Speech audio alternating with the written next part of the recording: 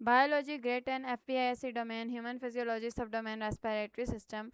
Differentiate between the composition of inspired and expired air. ये वाला असल हमसे डिमांड कर है कि जो हम लोग एयर इंस्पायर कर रहे हैं, एक्सपायर कर रहे हैं, उन दोनों की जो कंपोजिशन है उन दोनों के अंदर जो जो कंपोनेंट्स हैं हम लोगों ने उन दोनों के दरम्यान में डिफ्रेंशिएट करना है, उन दोनों को डिस्क्राइब करना है। तो हम लोग सबसे पहले देखेंगे कि एयर के अंदर कौन कौन से कंपोनेंट्स हो सकते हैं। अब गैस के अंदर जो कंपोनेंट है ऑक्सीजन, ठीक है, ऑक्सीजन होती है, कार्बन डाइऑक्साइड होती है, नाइट्रोजन होती है, ठीक है, उसके बाद वाटर वेपर्स होते हैं। ये वो सारे मेन कंपोनेंट्स हैं जो हम लोग इनहेल और एक्सहेल करें। इसके साथ साथ कि टेम्परेचर उसका कितना होता है, ठीक है, उसके बाद डस्ट पार्टिकल्स होते हैं, ठीक है, सारे मेन है। और हम लोग इन मेन के दरम्यान में डिफ्रेंशिएट करने लगे कि इनहेल्ड एयर के वक्त कितने होते हैं और एक्सहेल्ड एयर के वक्त ये कितनी कितनी परसेंट में होते हैं। अब जो ऑक्सीजन है उसकी जो कंपोजिशन है इन इनहेल्ड एयर, वो हमें यानी जो एयर आप लोगों की सराउंडिंग में उसका हमें पता है 21% ऑक्सीजन होती है, 0.04% कार्बन डाइऑक्साइड हम लोग अंदर लेते हैं, और 79% हम लोग नाइट्रोजन इनहेल करते हैं।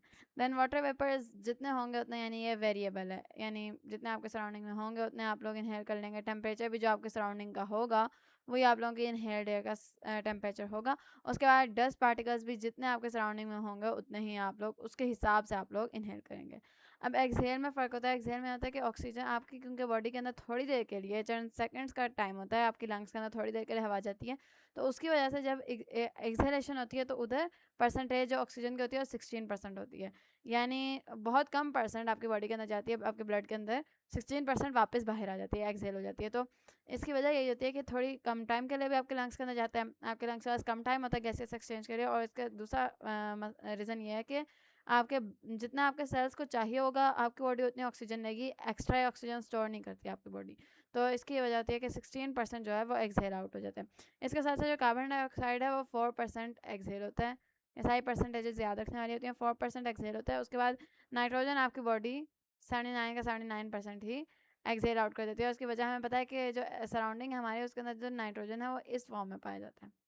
तो हमारी बॉडी इस फॉर्म में अंदर जाके तोड़ना है, ये जो बॉन्ड होते हैं इनको तोड़ना है, बहुत ज़्यादा एनर्जी लगती है हमारी बॉडी इस फॉर्म में।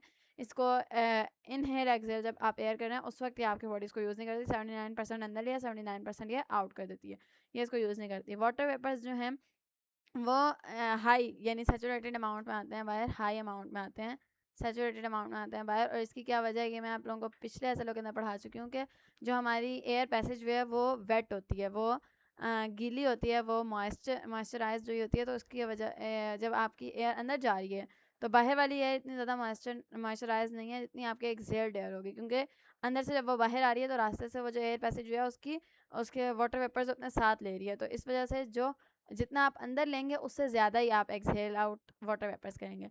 टेम्परेचर जो होगा वो एक्सहेल्ड एयर का उतना होगा जितना आपके बॉडी टेम्परेचर, यानी आपके बॉडी टेम्परेचर के अकॉर्डिंगली आपकी एक्सहेल्ड एयर का टेम्परेचर होगा। और जो आप इनहेल कर रहे हैं वो आपकी सराउंडिंग पे डिपेंड करता है कि आपकी सराउंडिंग का टेम्परेचर कितना था।